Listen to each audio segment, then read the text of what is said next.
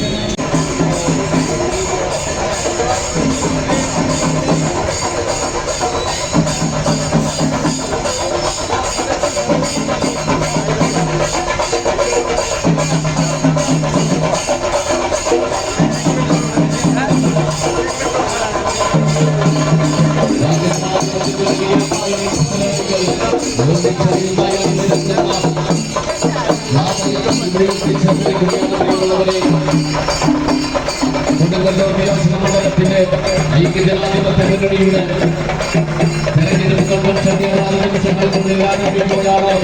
ആരാധനായ കേരളത്തിന്റെ KPCC കേരള പ്രദേശ് കോൺഗ്രസ് കമ്മിറ്റിയുടെ സമാധാന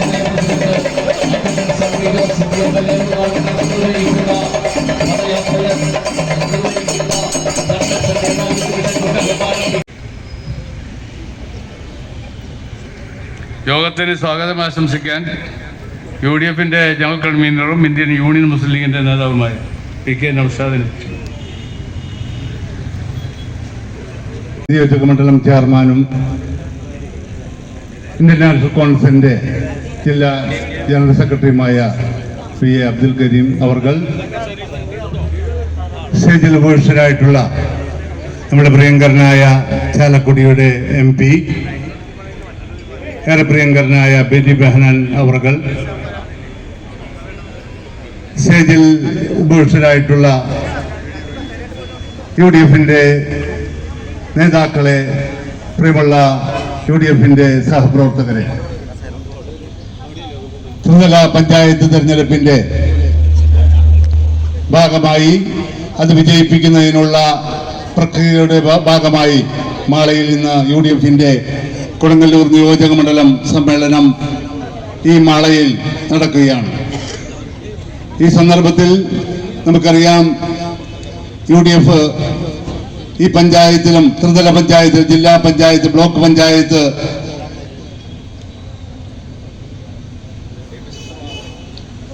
നമ്മുടെ പ്രിയങ്കരനായ ഏറെ ആരാധനായ KPCC-യുടെ പ്രസിഡന്റ് ഈ മാളയുടെ മണ്ണിലേക്ക് കടന്നു വന്നിരിക്കുകയാണ്.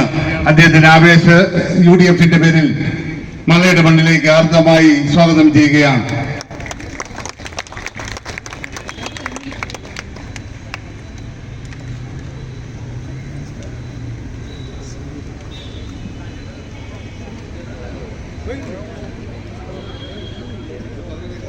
പഞ്ചായത്ത് തെരഞ്ഞെടുപ്പില് വിജയം അനിവാര്യമായ ഒരു ഘട്ടത്തിലൂടെയാണ് നമ്മൾ കടന്നു പോകുന്നത്.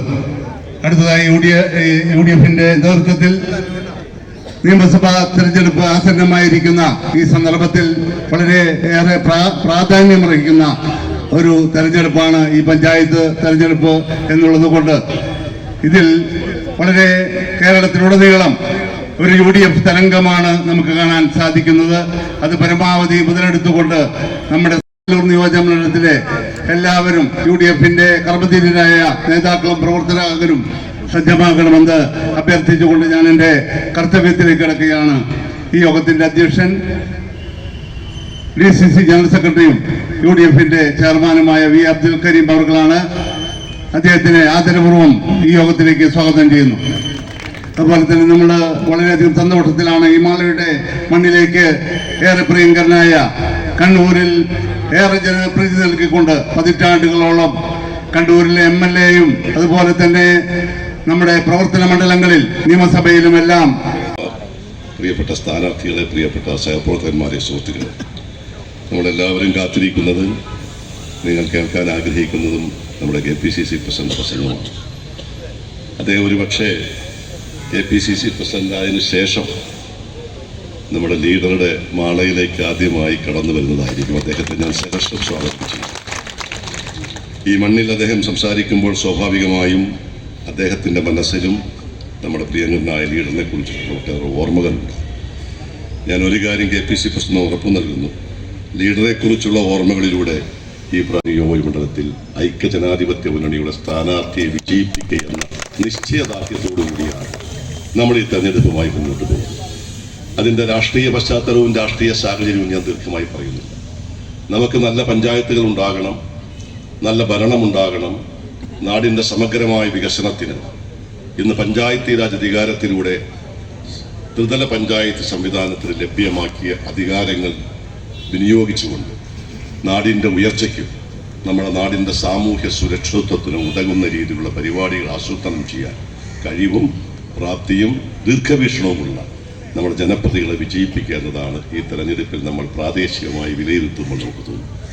അതോടൊപ്പം തന്നെ ഞാൻ നേരത്തെ സൂചിപ്പിച്ചതുപോലെ നമ്മുടെ ഇന്നത്തെ രാഷ്ട്രീയ സാഹചര്യം സ്വാഭാവികമായും ഈ തെരഞ്ഞെടുപ്പിൽ ചർച്ച ചെയ്യപ്പെടുന്ന ഒന്നാണ്.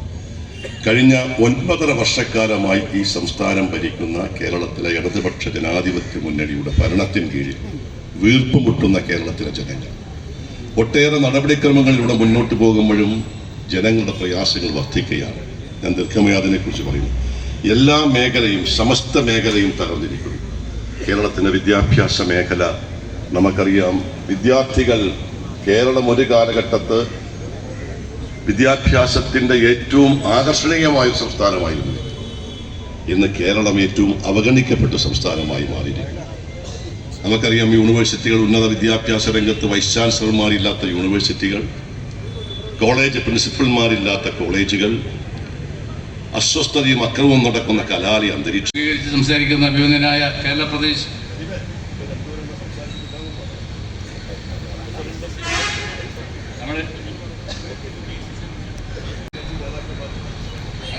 ഘടകകക്ഷി നേതാക്കന്മാരും പിന്നീട് സംസാരിക്കും വേണമെങ്കിൽ. അടുത്തായി നമ്മെ അഭിമുഖീകരിച്ച് സംസാരിക്കുന്ന അഭിനന്ദനായ നമ്മുടെ പ്രദേശ് കോൺഗ്രസ് കമ്മിറ്റി അധ്യക്ഷൻ ശ്രീ സണ്ണി ജോസഫ് MLA അവരുകളാണ്. ഈ മാളയിലെ മണ്ണിലേക്ക് അദ്ദേഹത്തെ വളരെ ആർദ്രവുമായി സ്വാഗതം ചെയ്യുക.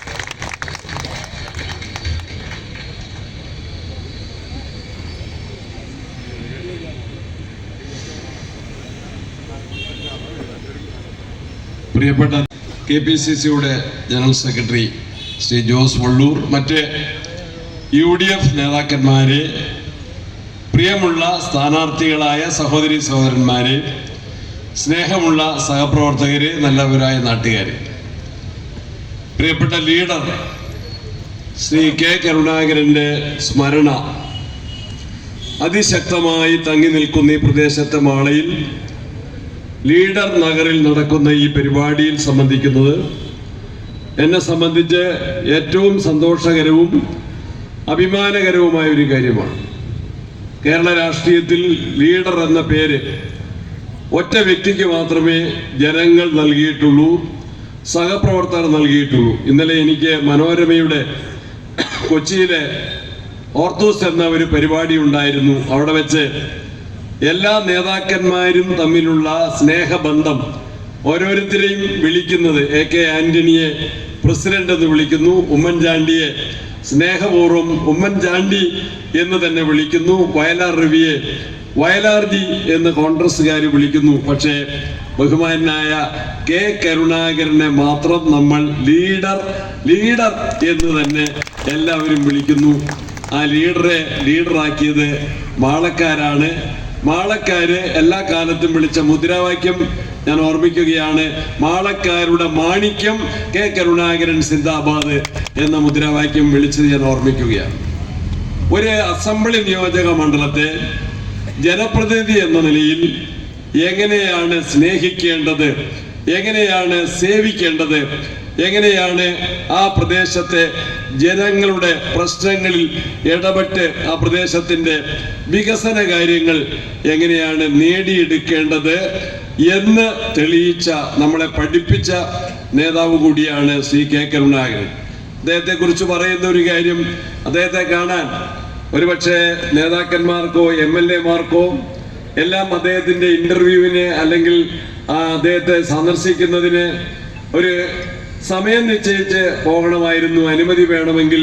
ഞാൻ കേട്ടിടത്തോളം മാളക്കാരാണെങ്കിൽ പ്രത്യേക അനുവാദമില്ലാതെ എപ്പോഴും ലീഡർ മുഖ്യമന്ത്രിയാണെങ്കിലും പ്രതിപക്ഷ നേതാവാണെങ്കിലും നിങ്ങൾക്കെല്ലാം അദ്ദേഹത്തെ കാണാനും അദ്ദേഹവുമായിട്ട് സംസാരിക്കാനും പ്രത്യേക അനുവാദമായിരുന്നു.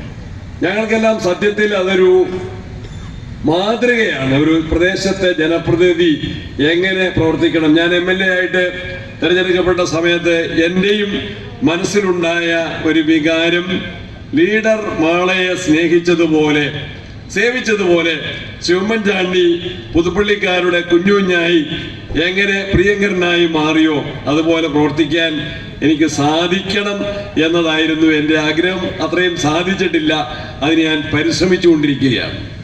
ആ മാളക്കാരുടെ പ്രിയങ്കരനായ ലീഡറുടെ മണ്ണിൽ ബെന്നി ബെഹനാൻ ചൂണ്ടിക്കാട്ടിയതുപോലെ നമുക്ക് ചെറിയ പോരായ്മകൾ ഉണ്ടായിട്ടുണ്ട് എങ്കിൽ അത് പരിഹരിച്ച് ഈ കോൺസ്റ്റിറ്റ്യുവൻസിയുടെ പേര് തന്നെ, മാള എന്ന അസംബ്ലി നിയോജക മണ്ഡലത്തിന്റെ പേര് തന്നെ മാറ്റി കൊടുങ്ങല്ലൂരായി. കൊടുങ്ങല്ലൂർ അറിയപ്പെടുന്ന പ്രധാനപ്പെട്ട ഒരു സ്ഥലം തന്നെയാണ്. പക്ഷേ മാളയുടെ നാമധേയം നിലനിർത്തേണ്ടതായിരുന്നു. മാളയുടെ രാഷ്ട്രീയ പാരമ്പര്യം നിലനിർത്താൻ ഐക്യജനാധിപത്യ മുന്നണിക്ക് സാധിക്കുമെന്ന നിങ്ങളുടെ ആത്മവിശ്വാസത്തിന് ഞാൻ അഭിനന്ദനങ്ങളും ആശംസകളും നേരുകയാണ്. ഈ തെരഞ്ഞെടുപ്പിന്റെ രാഷ്ട്രീയം കേരളം ഇതിനോടകം ചർച്ച ചെയ്തു.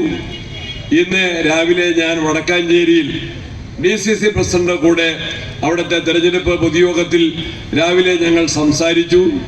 അവിടെ ചെന്നപ്പോഴും ഇവിടെ ബെന്നി ബെഹനാൻ പറഞ്ഞതിൻ്റെ അതിനേക്കാൾ രൂക്ഷമായ ഒരു ചിത്രമാണ് എനിക്ക് കാണാൻ സാധിച്ചത്. ബെന്നി പറഞ്ഞു, അക്രമകാരികളെ LDF സ്ഥാനാർത്ഥികളാക്കുന്നു. പോലീസിനെ ബോംബെറിഞ്ഞ കേസിൽ 20 വർഷം കോടതി ശിക്ഷിച്ച ഒരു നേതാവിനാണ് പയ്യന്നൂരിൽ മാർക്സിസ്റ്റ് പാർട്ടിയുടെ സ്ഥാനാർത്ഥിത്വമെങ്കിൽ വടക്കാഞ്ചേരിയിൽ ചെന്നപ്പോൾ എനിക്ക് വലിയ ഞെട്ടൽ മാത്രമല്ല, പ്രതിഷേധം മാത്രമല്ല, വേദന തോന്നിയ ഒരു കാര്യം. നമുക്കറിയാം, കരിവണ്ണൂർ ബാങ്കിന്റെ പണം തട്ടിയ, നിക്ഷേപകരെ കണ്ണീരിലാഴ്ത്തിയ, ആത്മഹത്യയിലേക്ക് അവരെ നയിച്ച CPM നേതാക്കന്മാർ, അവിടെ 2 പേര് ജയിലിൽ കടന്ന 2 നേതാക്കന്മാർ, കരിവണ്ണൂർ തട്ടിപ്പിൽ ജയിലിൽ കടന്ന 2 നേതാക്കന്മാരെ CPM പാർട്ടി അരിവാൾ ചുറ്റിക നക്ഷത്രം ചിഹ്നത്തിൽ അവിടെ മത്സരിപ്പിക്കുകയാണ്. ജനങ്ങളോടുള്ള വെല്ലുവിളിയല്ലേ?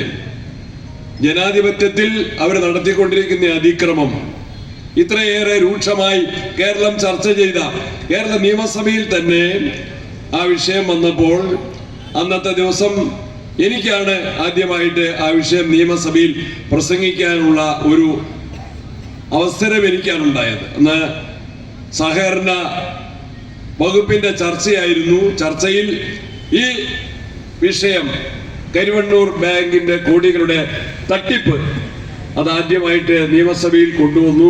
മന്ത്രിമാർക്ക് മറുപടി ഉണ്ടായിരുന്നില്ല, ഡിപ്പാർട്ട്മെന്റിന് അതിനെ സംബന്ധിച്ച് ഉത്തരവുണ്ടായിരുന്നില്ല. ജനങ്ങൾ അവരെ അധ്വാനിച്ചുണ്ടാക്കിയ പണം നിക്ഷേപിച്ചത് അവിടെ സുരക്ഷിതമല്ല. ആ കേസിൽ പിണറായിയുടെ പോലീസ് തന്നെ അന്വേഷിച്ച് കണ്ടെത്തി പ്രതികളായിട്ട് അംഗീകരിച്ച് കോടതിയിൽ അവരുടെ റിമാൻഡ് റിപ്പോർട്ട്, അറസ്റ്റ് ചെയ്ത് റിമാൻഡ് റിപ്പോർട്ട് കൊടുത്ത് കോടതി ജാമ്യം നിഷേധിച്ച് ജയിലിൽ കടന്ന നേതാക്കന്മാരാണ്. കേസിലെ പ്രതികളായി വിചാരണ നേരിടുന്ന നേതാക്കന്മാരെയാണ് CPM സ്ഥാനാർത്ഥികളായിട്ട് പ്രഖ്യാപിച്ചത്. എല്ലാ കള്ളത്തരങ്ങൾക്കും എല്ലാ കൊള്ളത്തരങ്ങൾക്കും കേരളത്തിലെ മാർക്സിസ്റ്റ് പാർട്ടി കൂട്ടുനിൽക്കുകയാണ്. ഭരണത്തിന്റെ സൗകര്യത്തിൽ കള്ളന്മാര് കേരളത്തിൽ വളർന്നുകൊണ്ടിരിക്കുകയാണ്. അവരുടെ പ്രവർത്തനങ്ങൾക്ക് പാർട്ടി ഇന്ന് എല്ലാ തരത്തിലും ഒത്താശ ചെയ്യുകയാണ്, പിന്തുണ നൽകുകയാണ്. ശബരിമല വിഷയം ഇവിടെ പറഞ്ഞു. എന്താണ്? ഹൈക്കോടതിയുടെ ഒരു പ്രത്യേക ബെഞ്ചിന്റെ ഇടപെടൽ ഉണ്ടായിരുന്നില്ല എങ്കിൽ ശബരിമലയിൽ ഇന്ന് ജയിലിൽ കിടക്കുന്ന പത്മകുമാർ എന്ന CPM-ന്റെ മുൻ MLA, അദ്ദേഹം ദേവസ്വം ബോർഡിന്റെ ചെയർമാനായിരുന്നു. വാസു പഞ്ചായത്ത് പ്രസിഡന്റായിട്ട് 2 പ്രാവശ്യം CPM-ന്റെ അരിവാൾ ചുറ്റിക നക്ഷത്രത്തിൽ പഞ്ചായത്ത് പ്രസിഡന്റായി മത്സരിച്ച് ജയിച്ച വാസു, അദ്ദേഹം പ്രധാനപ്പെട്ട ഒരു മന്ത്രിയുടെ പ്രൈവറ്റ് സെക്രട്ടറി ആയിരുന്നു. ശബരിമലയിൽ ദേവസ്വം ബോർഡിന്റെ പ്രസിഡന്റായിട്ട് ആരെയാണ് മാർക്സിസ്റ്റ് പാർട്ടി നിശ്ചയിക്കുക? ഏറ്റവും പ്രധാനപ്പെട്ട ഒരു ഉത്തരവാദിത്തമാണത്.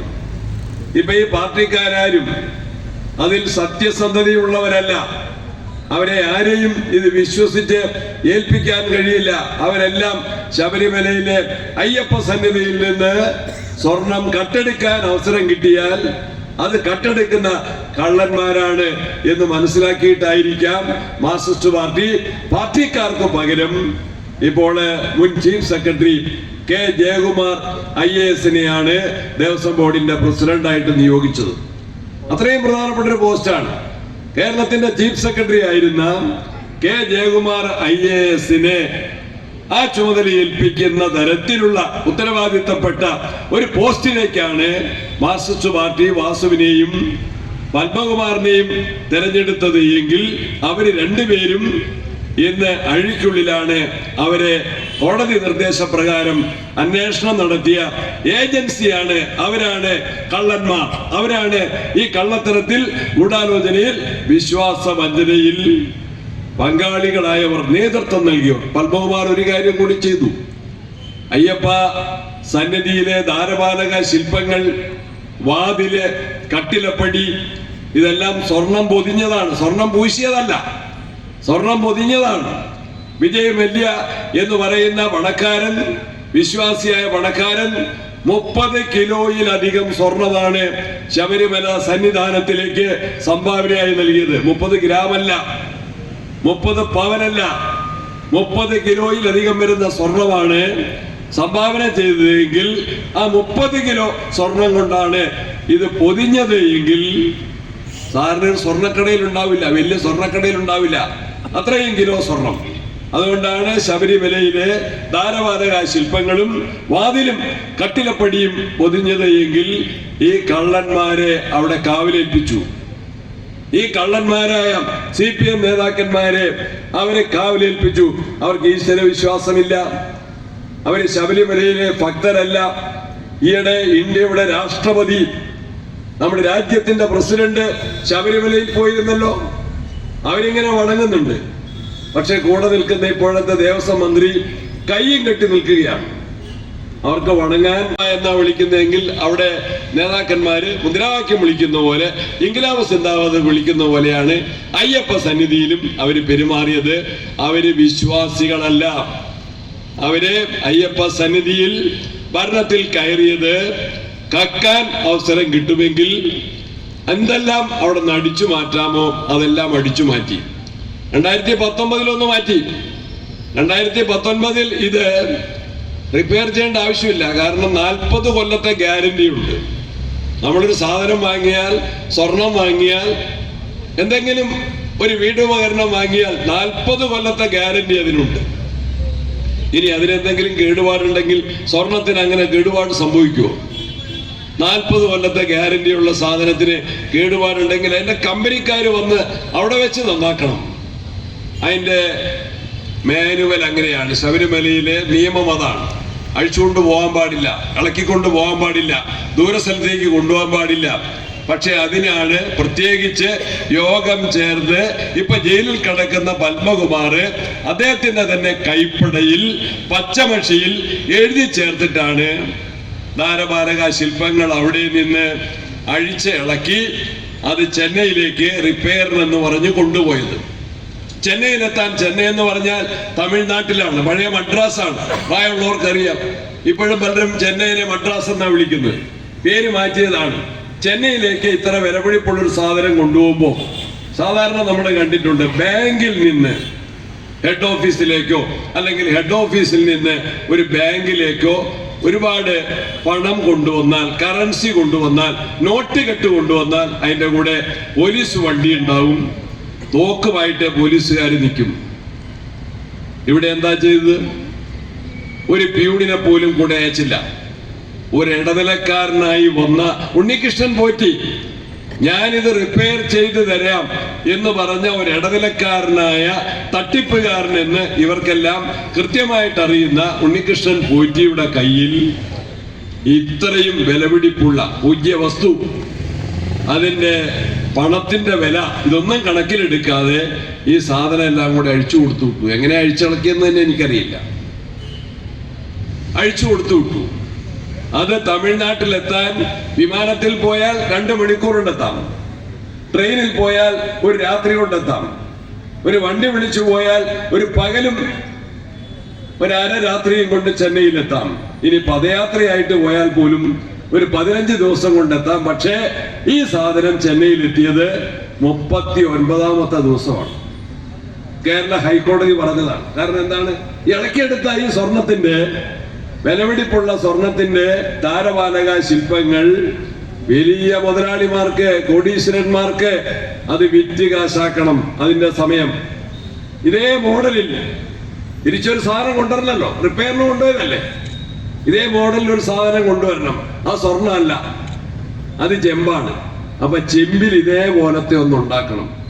ചില ബിരുദന്മാര് ഭാര്യയുടെ സ്വർണം എടുത്ത് പണയം വെച്ചിട്ട് അത് പിന്നെ വിറ്റ് കളഞ്ഞിട്ട് ഭാര്യയ്ക്ക് സംശയം ഉണ്ടാകാതിരിക്കാൻ വേണ്ടി ഡ്യൂപ്ലിക്കേറ്റ് മാല. ഞാൻ എൻ്റെ കാര്യം ചിലപ്പോൾ അങ്ങനെ ചെയ്തിട്ടില്ലെങ്കിൽ പോലും ചെയ്യേണ്ട ചില സാഹചര്യം രാഷ്ട്രീയക്കാർക്ക്. ടാജറ്റ് കഴിഞ്ഞ പ്രാവശ്യം നമ്മുടെ സുജിത്ത് എന്ന് പറയുന്ന യൂത്ത് കോൺഗ്രസ്സുകാരുടെ മാല അഴിച്ചു കൊടുത്തു. അപ്പൊ ടാജറ്റ് വേറെ മാല മേടിക്കേണ്ടി വന്നു. അങ്ങനെ ആരെങ്കിലും ചെയ്യുന്നുണ്ടെങ്കിൽ അതിനേക്കാൾ മോശം. യൂത്ത് കോൺഗ്രസിന്റെ പ്രിയങ്കരനായ നിങ്ങളുടെ നാട്ടുകാരൻ സംസ്ഥാന പ്രസിഡന്റിനെ ഞാൻ സ്വാഗതം ചെയ്യേണ്ടതല്ല, എന്നെ സ്വാഗതം ചെയ്യേണ്ടതാണ് അദ്ദേഹത്തിന്റെ ജോലി. അതുകൊണ്ട് എന്നെ സ്വാഗതം ചെയ്യാൻ ഞാൻ സ്വാഗതം ചെയ്തു ജനീഷിനെ. അപ്പൊ ഇവരെന്താ, ഇത് ചെമ്പിലൊരു സാധനം ഇതേപോലെ ഉണ്ടാക്കണം. ഈ അഴിച്ചിളക്കി കൊണ്ടുപോയ അതേ ദ്വാരപാലക ശില്പങ്ങൾ എന്ന് തോന്നിക്കുന്ന ഒരു സാധനം ചെമ്പിലുണ്ടാക്കിയിട്ട് അതാണ് റിപ്പയറിനായിട്ട് കൊണ്ടുപോകുന്നത്. അതിനാണ് ഈ 1 മാസവും 9 ദിവസവും എടുത്തിയ ഈ സമയം വലിയ തട്ടിപ്പ് നടത്തി കള്ളന്മാരാണ് കേരളം ഭരിക്കുന്നത്. ആ കള്ളന്മാർക്ക് ഇപ്പൊ കഞ്ഞി വെക്കുകയാണ് മാർക്സിസ്റ്റ് പാർട്ടിയുടെ നേതാക്കന്മാർ ചെയ്യുന്നത്. എം.വി. ഗോവിന്ദൻ മാസ്റ്റർ CPM-ന്റെ സംസ്ഥാന സെക്രട്ടറി, അദ്ദേഹം പത്തനംതിട്ടയിൽ പോയി ഈ നേതാക്കന്മാർ, CPM-ന്റെ നേതാക്കന്മാരെ അറസ്റ്റ് ചെയ്ത് അവര് ജയിലിൽ കിടക്കുന്നു. പക്ഷേ പാർട്ടി ജില്ലാ കമ്മിറ്റിയുടെ യോഗം ചേർന്നിട്ട് അക്കാര്യം ചർച്ച ചെയ്തില്ല. അവർക്കൊരു സസ്പെൻഷൻ പോലും പാർട്ടിയിൽ നിന്ന് സാധാരണഗതിയിൽ ഒരു നടപടി എടുക്കുന്നതിന്റെ ഭാഗമായിട്ട് ഇത്രയും ഗൗരവമേറിയ മോഷണക്കേസിലെ പ്രതികളെ പോലീസ് പിടിച്ച് അറസ്റ്റ് ചെയ്ത് കോടതിയിൽ ഹാജരാക്കി റിമാൻഡ് ചെയ്ത് ജയിലിൽ കിടക്കുമ്പോഴും ഇപ്പോഴും അവര് മാർക്സിസ്റ്റ് പാർട്ടിയുടെ ജില്ലാ നേതാക്കന്മാരായി, സംസ്ഥാന നേതാക്കന്മാരായി ഇപ്പോഴും തുടരുകയാണ്. അവർക്ക് ഭരണത്തിന്റെ എല്ലാ ഒത്താശയും കിട്ടുകയാണ്. കാസർഗോഡ് നമുക്കറിയാം, യൂത്ത് കോൺഗ്രസിന്റെ 2 നേതാക്കന്മാർ ചുണക്കുട്ടികളായ കബീഷിനെയും ശരത്ലാലിനെയും നിഷ്ഠൂരമായിട്ട് വെട്ടിക്കൊലപ്പെടുത്തി. ഞാൻ ആ കുട്ടികളുടെ മൃതശരീരങ്ങൾ പോയി കണ്ടതാണ്. ചക്ക വെട്ടുന്നത് പോലെ, ഒടാലി കൊണ്ടോ മഴ കൊണ്ടോ ചക്ക വെട്ടിപ്പൊളിക്കുന്നത് പോലെ രണ്ട് ചെറുപ്പക്കാരായ കുട്ടികളുടെ തല വെട്ടിപ്പൊളിച്ചു. കൊടാലി കൊണ്ടാണ് വെട്ടിപ്പൊളിച്ചത്. ആ കേസിൽ കോടതി ശിക്ഷിച്ചു, പ്രതികളെ കോടതി ശിക്ഷിച്ചു. ആ പ്രതികൾക്ക് മാർക്സിസ്റ്റ് പാർട്ടി ജയിലിലേക്ക് അവരെ മുദ്രാവാക്യം വിളിച്ചാണ് ആനയിച്ചത്. രണ്ട് ചെറുപ്പക്കാരെ കൊലപ്പെടുത്തിയ നിഷ്ഠൂരമായ ക്രൂരമായ കൊലപാതക കേസിൽ പ്രതികൾ ശിക്ഷ കിട്ടി ജയിലിൽ വരുമ്പോഴാണ് അവരെ ഇത്തരത്തിൽ ആർപ്പുവിളികളോടെ ജയിലിലേക്ക് അവരെ സ്വീകരിച്ചത് എന്ന് പറഞ്ഞാൽ ഈ പാർട്ടിയുടെ മൂല്യം, ഈ പാർട്ടിയുടെ നന്മ എവിടെയാണ് എന്ന് നല്ലവരായ നാട്ടുകാർ ചിന്തിക്കണം. ഭരണത്തിന്റെ കാര്യം ഇവിടെ ബെന്നി മറ്റു കാര്യങ്ങൾ പറഞ്ഞു. വിലക്കയറ്റം, എല്ലാ സാധനങ്ങളുടെയും വില വർദ്ധിച്ചു. വിൽക്കുന്ന സാധനങ്ങൾക്ക്, കർഷകർ ഉൽപ്പാദിപ്പിച്ച് വിൽക്കുന്ന സാധനങ്ങൾക്ക് വിലയില്ല. വാങ്ങുന്ന അരിക്കാണെങ്കിലും വെളിച്ചെണ്ണയ്ക്കാണെങ്കിലും പച്ചക്കറി സാധനങ്ങൾക്കാണെങ്കിലും പഴവർഗ്ഗങ്ങൾക്കാണെങ്കിലും പലവ്യഞ്ജനത്തിനാണെങ്കിലും വില കൂടി. എല്ലാ നികുതിയും, ഭൂനികുതി കൂടി, കെട്ടിട നികുതി കൂടി, കെട്ടിടത്തിന്റെ പെർമിറ്റ് ഫീസ് കൂടി, വെള്ളക്കരം കൂട്ടി, വൈദ്യുതി ചാർജ് കൂട്ടി, ബസ് ചാർജ് കൂട്ടി, കോർട്ട് ഫീസ് കൂട്ടി. എല്ലാ നികുതികളും കൂട്ടി ജനങ്ങളുടെ കാശ് സർക്കാർ പിഴിഞ്ഞെടുത്തു. എന്നാൽ എന്തെങ്കിലും സഹായിക്കേണ്ട സാധാരണക്കാരെ സഹായിച്ചോ? ആശാ വർക്കർമാര് 8 മാസം തിരുവനന്തപുരത്ത് സമരം ചെയ്തു. 8 മാസം നിയമസഭയിൽ ഞങ്ങൾ പലവട്ടം ആശാ വർക്കർമാരുടെ സമരത്തിന്റെ ന്യായം ഉന്നയിച്ചുകൊണ്ട് പരിഹാരത്തിനായിട്ട് ആവശ്യപ്പെട്ടു. പക്ഷെ ആശാ വർക്കർമാരെയും ആ സമരത്തിന് നേതൃത്വം നൽകിയ നേതാക്കന്മാരെയും അവഹേളിക്കുന്ന, ആ വനിതാ നേതാക്കന്മാരെ അധിക്ഷേപിക്കുന്ന സ്റ്റേറ്റ്മെന്റുകളും പ്രഖ്യാപനങ്ങളുമാണ് CPM-ന്റെ ഭാഗത്തു നിന്നുണ്ടായത്. അവരുടെ ദിവസത്തെ കൂലി 232 രൂപ മാത്രമാണ്. 232 10,000 വർദ്ധിപ്പിച്ചു കൊടുത്ത കേരളത്തിലെ മാർക്സിസ്റ്റ് പാർട്ടിയാണ്. കൃഷിക്കാർക്ക് നൽകിയ വാഗ്ദാനമുണ്ട്. റബ്ബർ കർഷകരുടെ ആനുകൂല്യം ഉമ്മൻചാണ്ടി 150 രൂപയായിട്ട് 12 കൊല്ലം മുൻപാണ്, 13 കൊല്ലം മുമ്പാണ് ഉമ്മൻചാണ്ടി 150 രൂപയായിട്ട് റബ്ബറിന്റെ ഇൻസെന്റീവ് വർദ്ധിപ്പിച്ച് പ്രഖ്യാപിച്ചതെങ്കിൽ അത് 250 ആക്കും എന്ന് പറഞ്ഞാണ് പിണറായി വിജയൻ വോട്ടുപിടിച്ചത്. ക്ഷേമ പെൻഷൻ 2500 ആക്കും എന്ന് പറഞ്ഞ് വോട്ടുപിടിച്ചു, ജയിച്ചു. 4.5 വർഷക്കാലം ഭരിച്ചു. ക്ഷേമ പെൻഷൻ 2500 ആക്കാൻ ഇപ്പോഴും തയ്യാറായിട്ടില്ല. ഇലക്ഷനിൽ പരാജയം ഏതാണ്ട് മനസ്സിലാക്കിയിട്ടാണ് അവസാനം വോട്ടർമാരെ എങ്ങനെയെങ്കിലും സ്വാധീനിക്കാൻ സാധിക്കുമോ എന്ന നിലയിൽ 2000 ആക്കി. റബ്ബറിന്റെ വാഗ്ദാനം പാലിച്ചില്ല. അപ്പൊ ഞങ്ങൾ ചോദിച്ചൊരു കാര്യം, ഇതിൽ എന്തെങ്കിലും ആത്മാർത്ഥത ഉണ്ടെങ്കിൽ നിങ്ങൾ ഈ പെൻഷൻ വർധനവ് 4.5 കൊല്ലത്തെ മുൻകാല പ്രാബല്യത്തോടെ നടപ്പിലാക്ക്. റബ്ബർ സബ്സിഡി 4.5 കൊല്ലത്തെ മുൻകാല, കാരണം നിങ്ങൾ പറഞ്ഞ വാഗ്ദാനമാണ്, ആ വാക്ക് പാലിക്കുക എന്ന് പറഞ്ഞിട്ട് അതിന് മറുപടിയില്ല. തദ്ദേശ സ്ഥാപനങ്ങൾക്ക്, പഞ്ചായത്തുകൾക്ക്, മുനിസിപ്പാലിറ്റികൾക്ക്, ജില്ലാ പഞ്ചായത്തിന്, കോർപ്പറേഷന് ഒക്കെ ഗവൺമെന്റ് അസംബ്ലി പാസ്സാക്കുന്ന ഒരു പദ്ധതി വിഹിതമുണ്ട്. ആ പദ്ധതി വിഹിതം വെട്ടിക്കുറച്ചു. എല്ലാവർക്കും അറിയാം. ജില്ലാ പഞ്ചായത്തിലെ മെമ്പറായിരിക്കുന്ന DCC പ്രസിഡന്റ് അറിയാം, അല്ലെങ്കിൽ പഞ്ചായത്ത് പ്രസിഡന്റായിരുന്ന സാജൻ കൊടിയൻ അറിയാം. പഞ്ചായത്തുകൾക്ക് കിട്ടേണ്ട പദ്ധതി വിഹിതം വെട്ടിക്കുറച്ചു. പഞ്ചായത്തുകളുടെ പദ്ധതികൾ അവതാളത്തിലായി. റോഡുകള് നവീകരിക്കാനോ റിപ്പയർ ചെയ്യാനോ കഴിയാത്ത സാഹചര്യം വന്നു. നിരവധിയായ പ്രശ്നങ്ങൾ പരിഹരിക്കപ്പെടാതെ നിൽക്കുകയാണ്. അതിനെല്ലാം പരിഹാരം ഉണ്ടാക്കണം. അവിടെയാണ് UDF സർക്കാരിനെതിരെ കുറ്റപത്രം സമർപ്പിച്ച് വികസന രംഗത്ത് വാഗ്ദാനങ്ങൾ, ഇന്ന കാര്യങ്ങൾ, തെരുവ് നായയുടെ ശല്യം പരിഹരിക്കാൻ ഗവൺമെന്റിന് കഴിയുന്നില്ല, വന്യമൃഗശല്യം പരിഹരിക്കാൻ സർക്കാരിന് കഴിയുന്നില്ല, തീരദേശ മേഖലയും മലയോര മേഖലയും ഒരുപോലെ തന്നെ വറുതിയിലാണ്, വലിയ പ്രയാസത്തിലാണ്. യൂത്ത് കോൺഗ്രസ് പ്രസിഡന്റിന് അറിയാം, അവർ സമരരംഗത്താണ്. ചെറുപ്പക്കാർക്ക് തൊഴിലില്ല, നാട്ടിൽ തൊഴിൽ ലഭിക്കാത്തതുകൊണ്ട് നമ്മുടെ മക്കൾ അധികം പേരും വിദേശത്തേക്ക് കടക്കുകയാണ്, ചേക്കേറുകയാണ്. പല വീടുകളിലും കാരണവന്മാര്, മുതിർന്ന ആളുകൾ ഒറ്റയ്ക്കാണ്. അതൊക്കെയാണ് കേരളത്തിന്റെ ദുരവസ്ഥ. ഇതിന് പരിഹാരമുണ്ടാക്കണം. നല്ലൊരു ഭരണം സംസ്ഥാനത്ത് മാറി വരണം. അതേപോലെ തദ്ദേശ സ്വയംഭരണ സ്ഥാപനങ്ങളിലും അധികാര മാറ്റമുണ്ടാകണം. UDF-ന്റെ ജനക്ഷേമ, ജനസൗഹൃദ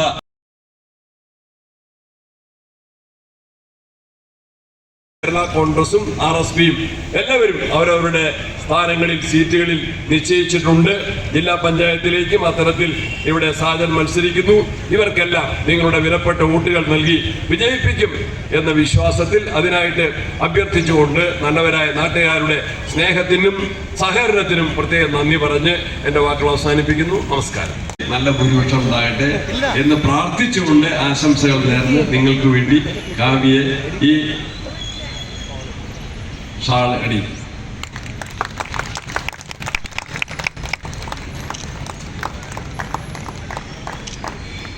സാജൻ കുടിയൻ.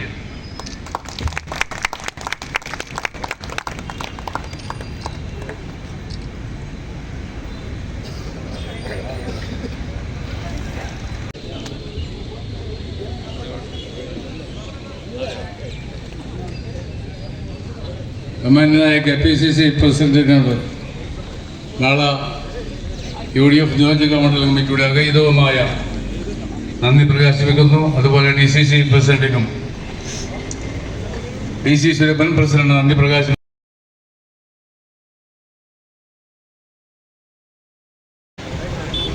ഏറെ ബഹുമാനായ ഈ യോഗത്തിന്റെ അധ്യക്ഷത UDFന്റെ നിയോജക ചെയർമാൻ ജില്ലാ കോൺഗ്രസ് കമ്മിറ്റിയുടെ ജനറൽ സെക്രട്ടറി വേദിയിലുള്ള ജില്ലാ കോൺഗ്രസ് കമ്മിറ്റിയുടെ general secretary Shri Ashaf, Shri KK എഴുന്നൂറ്റി, ജില്ലാ ബ്ലോക്ക് കോൺഗ്രസ് കമ്മിറ്റിയുടെ പ്രസിഡന്റ് ശ്രീ NS വിജയൻ,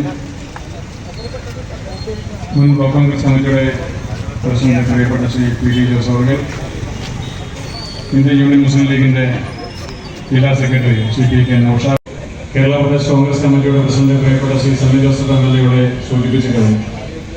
നമ്മളെല്ലാവരും ഈ തദ്ദേശ സ്വയംഭരണ